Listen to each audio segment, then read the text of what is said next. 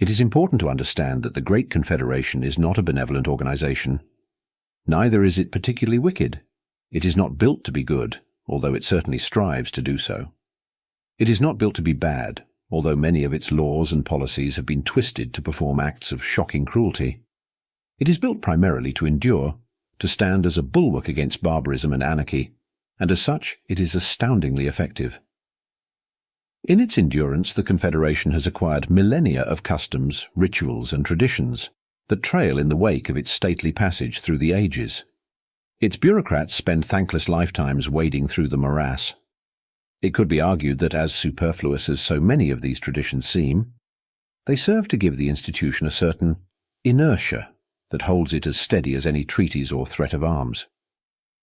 It is one of our most ancient traditions that concerns us today, and its curious history, with one of the Confederation's most recent members.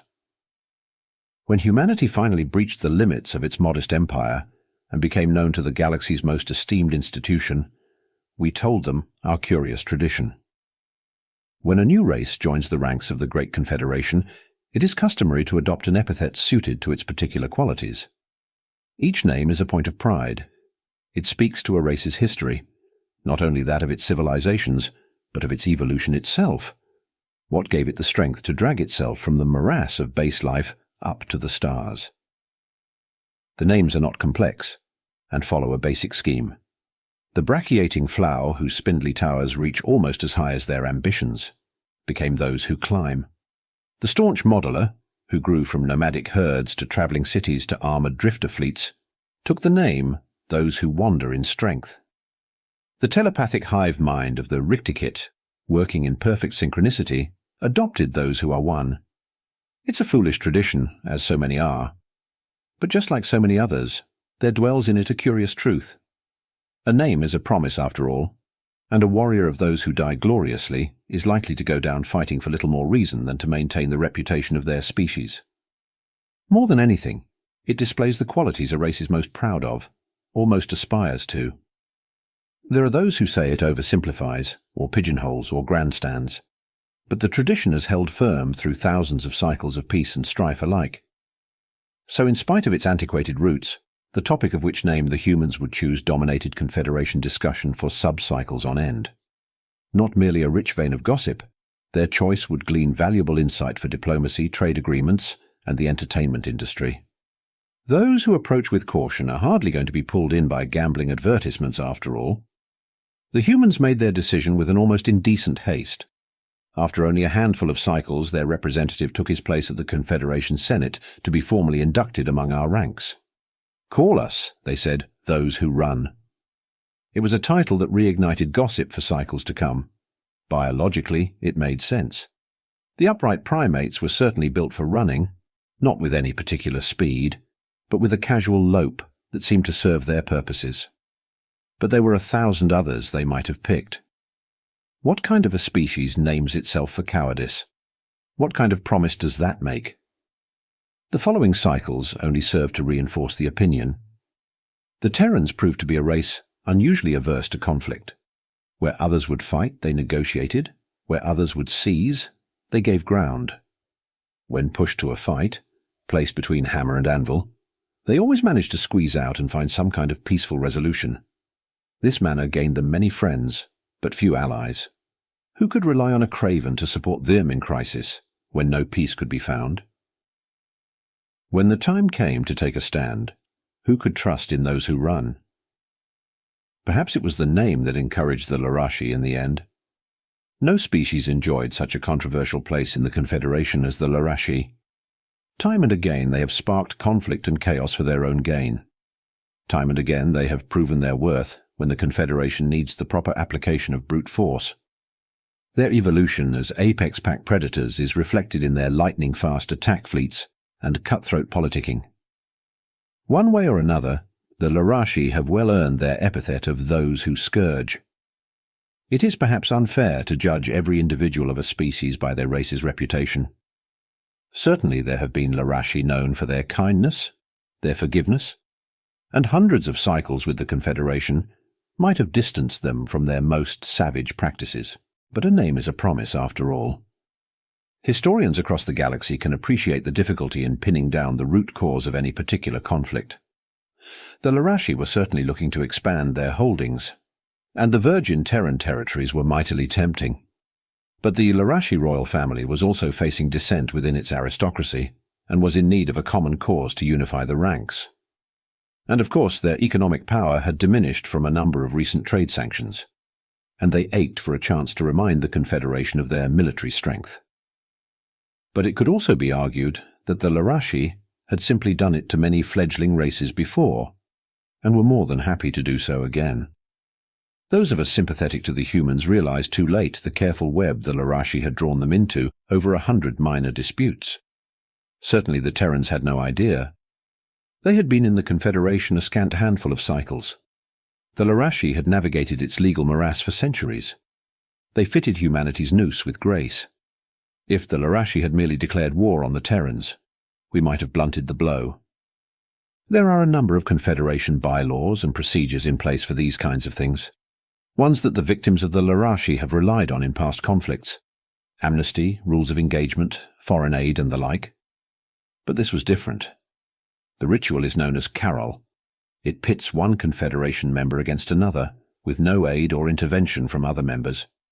In theory, it allows the resolution of disputes without setting off a powder keg of alliances and counter-alliances.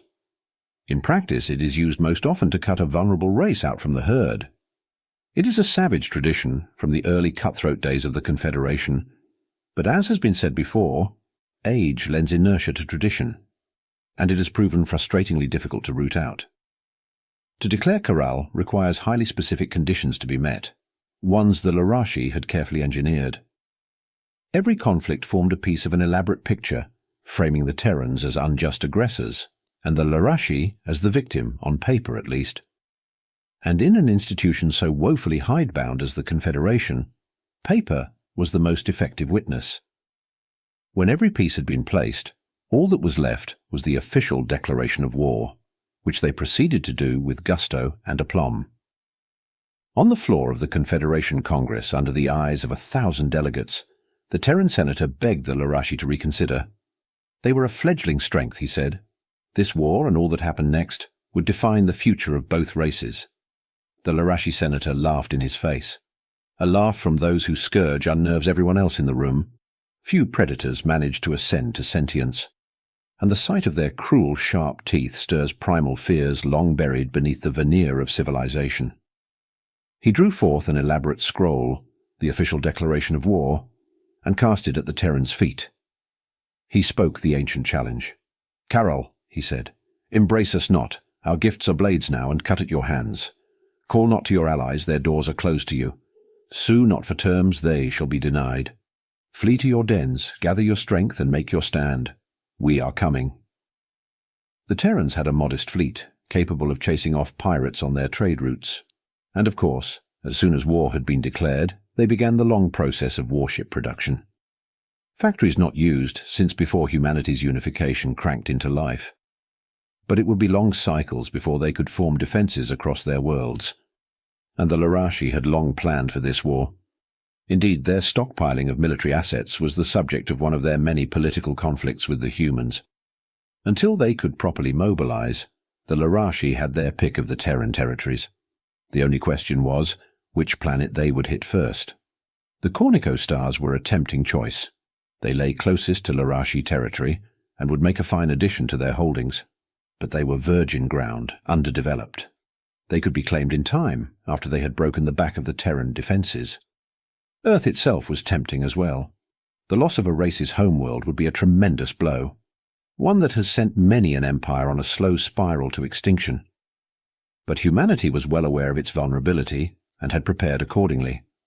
More than a quarter of their forces were positioned to defend their home system. The Larashi could take it eventually, but the losses would be tremendous. They needed a symbol, something that would shatter humanity's resolve in a swift, singular strike, something they did not defend properly, something they took for granted so much that they could not imagine its loss. It might have taken years to find, but, as has been said, they had long planned for this war. Humanity's homeworld was still slowly healing from the eruption of their desperate climb to the stars. It would take hundreds of cycles to scrub the poison from its seas and skies. Now they were wiser. Their new worlds were developed with a careful eye on their ecosystems. But even among its harmonic compatriots, Avalon stood apart. Avalon was their chance to be better. The citizens of its cities were wardens of the planet, not its rulers. The trees stood tall, the animals roamed free, and the fields of tall grasses stretched from one horizon to the other. The planet stood as a symbol of everything the Terrans aspired to, or at least it did. Those who scourge descended upon Avalon like wolves on the fold. For the first time, its residents looked up to see fire in the night sky as lasers seared through the meager defenses. The Terrans fought with courage, ferocity, and desperation. It didn't matter. Within hours, the Larashi had taken the planet.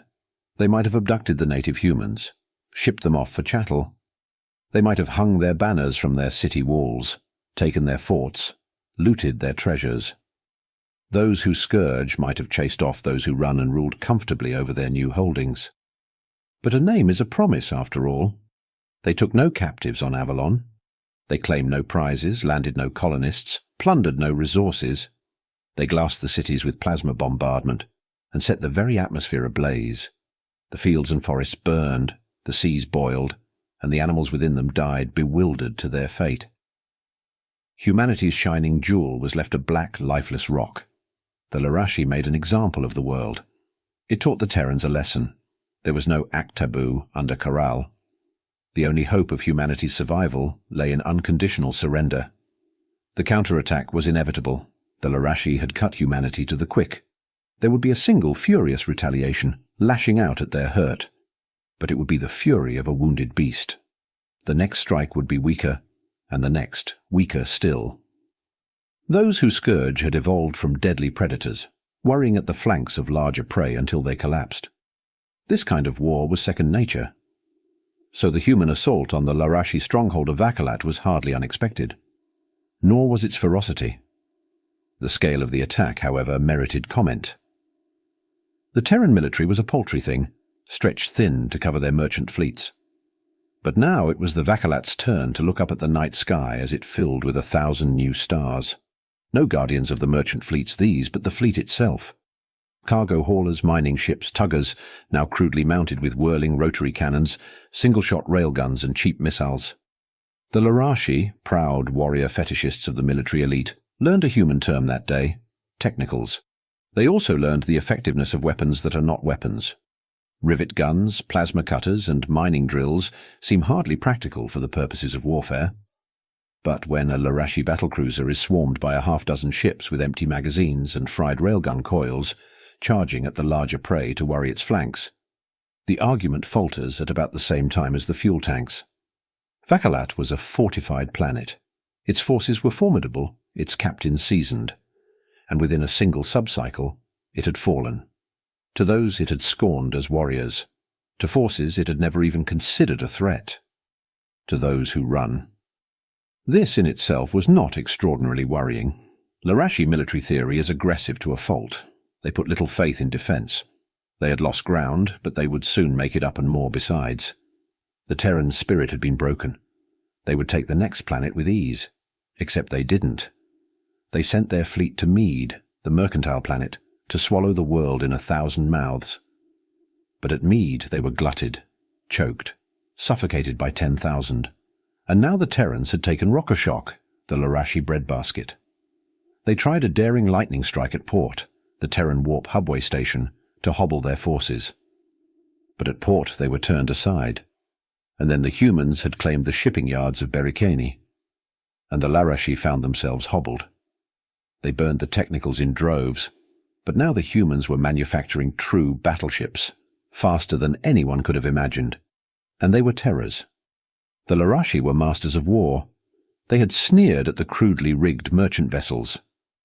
But now they could appreciate these new ships with an expert's eye. They traced the cruel, graceful lines of the prows. They admired the engines, envied the shields that shrugged off their fire, feared the searing lasers that tore their own apart. At every battlefield, the Larashi looked upon those ships and measured their own destruction to the erg. On the floor of the Confederation Congress, the Larashi senator called for a new motion. His bearing was still proud, his sneer unyielding. But there was a hesitance to him, an uncertainty that had not been there before. He called the Terran senator to the floor. This war had cost both factions, he said, and the Larashi had proven their point. The ritual of Karal would be called off. Those who scourge would withdraw their fleets, the Terrans would return to their systems, and 1,000 Confederation subcommittees would swoop in to provide aid to the war-torn nations. It was a good deal. Those who run had proven themselves unexpectedly vicious in battle, and had expanded their holdings considerably from the conflict. Few fledgling races had managed to hold their own against those who scourge, and none of them had actually claimed territory in the process. Already a number of nations offered their allyship to the small race, eager to recruit those deadly ships for their own purposes.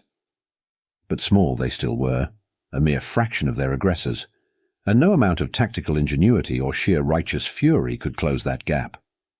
Those who run had stung the beast and turned it from its path. But they could not hope to maintain their success against Larashi fighting to defend their heartlands. The deal they offered was the only real option. Under the eyes of 1,000 delegates, the Terran senator approached the Larashi. He drew a small scrap of fabric forth from his uniform. As he slowly unfolded the charred fragment, we realized what it was. Pulled from an expanse of blackened stone and glass stretching from one horizon to the other. All that was left of the flag of Avalon. He cast it at the Larashi senator's feet. "Karal," he said, "the blade cuts both ways. You began the ritual, you shall see it finished. Call not to your allies, their doors are closed to you now. Sue not for terms, they shall be denied. Flee to your dens, gather your strength, and make your stand.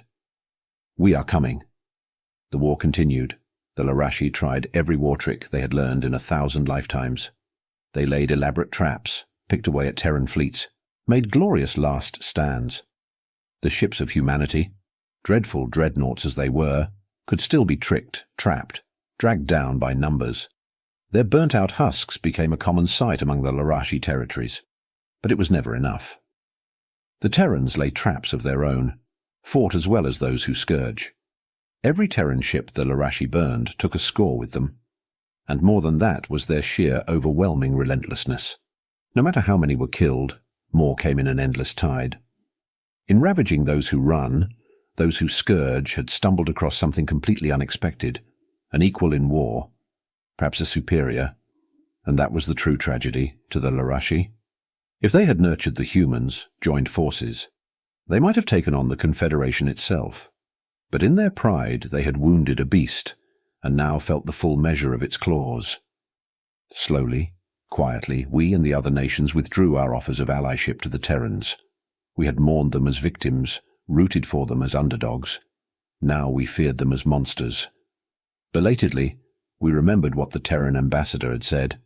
This war and all that happened next would define the future of both races. We remembered how desperately he had pled for peace. Only now did we realize what exactly he had tried to hold back. The war continued. The Terrans cut a hole into the Larashi territories and poured into the wound in droves. Those who scourge could not stop them, any more than they could stop the moons in their orbits. Humanity did not scourge the planets they captured. They merely burned their shipyards and launching zones, crippled their ability to mobilize, and moved on. As they blazed a line across the planets, their aim became clear. Nothing less than the Larashi homeworld itself, Catonant. The story of its fall threatens to become repetitive, an echo of every battle before it, differing only in its tremendous scale. The Larashi fought with courage, ferocity, and desperation. It was not enough. On and on they came, until Catonant's low orbit filled with charred metal and flesh. When the dawn rose on the Larashi's ancient homeworld, the sun shone haphazardly, filtered through the thick haze of war debris, and it dawned on a Terran flag. The war continued. Catonant was theirs. They had cut the Larashi to the quick. There was a furious counterattack, of course, but it was the fury of a wounded beast. The next strike was weaker, and the one after that. They were bleeding out now, on a slow spiral to extinction. But the Terrans were not content to wait. They had taken the homeworld, true, but they did not hold a planet responsible for the genocide of Avalon. Nor did they blame the entirety of the Larashi race for the war crime. No, they knew where to lay that blame. The Larashi royal family, whose word has been law for time immemorial. It was on their orders that Avalon burned. Bringing them to justice, however, proved difficult. Before the first Terran ship appeared in Catanant's skies, the royal family had quietly slipped away to a neighboring system. Their absence was not lost on the planet's defenders. Indeed, it was a not inconsiderable factor in their defeat. Still, humanity had been denied their true goal. So they took that system too. Once more the nobility fled, and once more the Terrans followed. When that system had been taken in turn, the royal family split for better chances. Some disguised themselves and hid amongst the Larashi populace. Some paid enormous bribes to other nations to take them in violation of the ancient ritual. Some sought refuge with the pirates in the outer fringes, who paid no lip service to Corral. Still, humanity did not relent. Where brute force did not suffice, they turned to cunning. Their agents infiltrated their havens and tracked down each offending member with an ability that bordered on the uncanny. Those hiding amongst their own were extracted. The nations sheltering them were confronted, threatened with exposure unless they were surrendered. Still, brute force had a use. At the fringes of known space, the Terrans ravaged the outlaw fleets with a cruelty that those who Scourge could respect. They had started the war fighting pirates. Now, in its waning days, they found themselves fighting them once more. But now, they wielded an intent and fury the outlaws had never seen. Their every hidden holdout was rooted out and burned. It wasn't long before they gave up the nobles to stem the bloodshed. And even still, the war continued. The last free member of the Larashi royal family, the son of the ruling king, fled to the last holdout he had. The planet Ublo, whose unique ionic atmosphere shorted out any technology more advanced than a sharpened stick. His ship fried to a dead hulk, his tools destroyed, he landed on Ublo's surface with nothing but a parachute and his skin. A one-way trip in every sense. But that was all right. He was of those who Scourge, evolved to take its place at the top of the food chain. Ublo was a world dominated by dry, wind-scoured plains. But game could be found if one knew where to look. He could survive here, a banished prince, and keep a shred of his pride.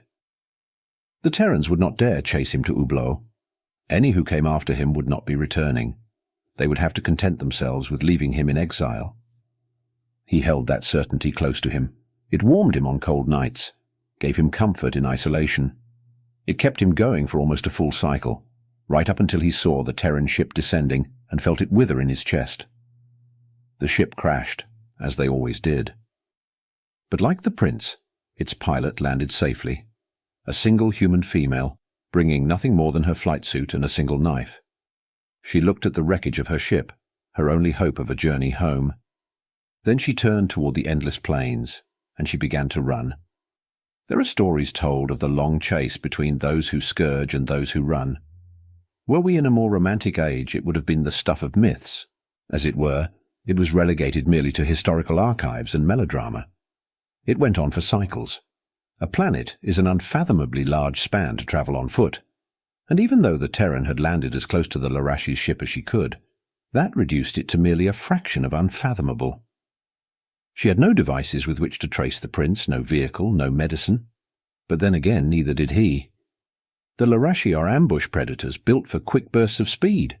They explode out at their prey, all claws and teeth, for that one short chase that determines life or death. A slow Larashi can outpace a fast human on their worst day. But humans are not built for bursts of speed.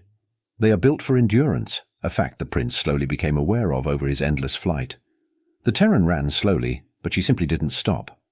The Larashi ran as far as his aching legs could take him, but every time he stopped to rest, the distance between them closed.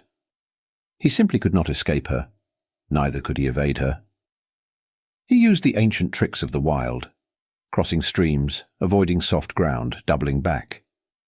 He laid traps for the human with as much ingenuity as he could conjure, but none of it worked. She could trace him by the bending of twigs, a scent on the wind. She saw through his traps as though she had laid them herself. The Terrans had chosen their hunter with care. The Larashi prince, apex predator that he was, soon learned a human term, persistence hunting.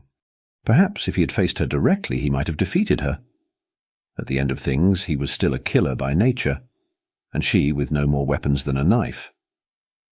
But his courage was gone, his pride broken, his homeland taken, his nation conquered. He could not hope to defeat her any more than his species could have defeated hers. In the end, all he could do was run, and she was much better at that. The Terran occupied every waking moment of his thoughts. He could not even escape her in his dreams. Closer and closer she came, until he ran himself ragged, until he crawled desperately through the desert, until he finally collapsed.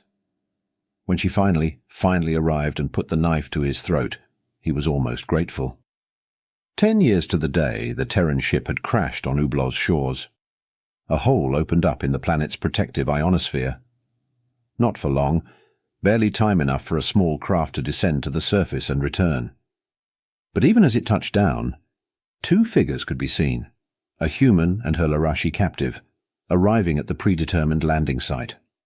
The technology to defy Ublow's particular prisonous atmosphere is not beyond imagination. It could be achieved by a vast team of scientists with the proper motivation. But it is an extraordinary expenditure of time and resources to capture a single individual. It seemed a fitting capstone for humanity's most revealing conflict, the lengths to which they would go to avenge their injustices. And at last, the war ended. We watched in dread fascination as the humans determined the fate of the Larashi. The race was entirely at their mercy. They might claim their entire territory as a prize of war, or make vassals of them. Then again, enslaving the entire population was not out of the question, nor was a complete extermination. No act was taboo under Karal, and the Terrans had proved themselves a merciless species. But the humans did none of these. They imprisoned the royal family on charges of war crimes. They were shipped to the ruins of Avalon. Already the humans had begun the arduous process of recultivating life on the ruined planet. Already the first basic phages had begun to grow amid the glass and ash. It would take more than 1,000 cycles before the planet regained its former glory. But the Larashi royals would work its earth their entire lives to quicken the process. The remaining nobility, those with too tenuous a connection to claim complicity for Avalon, were gathered at Catanant. The Larashi, whose royal dynasty stretched back unbroken through its entire recorded history, learned a human term that day: balkanization. Their mighty kingdom was splintered into a dozen minor nations, whose petty feuds and infighting would undermine any attempt at a unified front. And like that, those whose scourge would pose no more threat to any race. Perhaps someday a strong enough personality might unite the kingdoms once more, but it would be many cycles in the future, and they would think hard before attacking the humans again. On the floor of the Confederation, the Terran senator submitted a motion long in the making. The war had gone on long enough, he said, and they had proven their point. Kurul would be ended, aid could be given. The 12 new Larashi subdelegates raised no objections. In the hours afterwards, I had an opportunity to meet with the Terran ambassador over refreshments. Had his species barely won the conflict, he might have been swarmed with admirers and sycophants, but their overwhelming onslaught had earned more fear than respect, and so he sat alone. I summoned courage and approached him. He, in turn, welcomed the company. "You're braver than most," he said. "Before we were weak, and I had many friends, but now we are strong, and I foresee a lonely future. Can you blame us?" I said. "We never could have imagined what you were capable of." "We haven't had to be warriors for a very long time," he said, "but we never forgot how. A name is a promise, after all." "Those who run?" He laughed. "Not quite," he said. "That was a mistranslation from a malfunctioning device. By the time we realized the error, it seemed too trivial to correct." "A mistranslation?" He smiled, and for the first time I noticed the sharp teeth at the corners of his mouth. "It's not those who run," he said. "It's those who chase."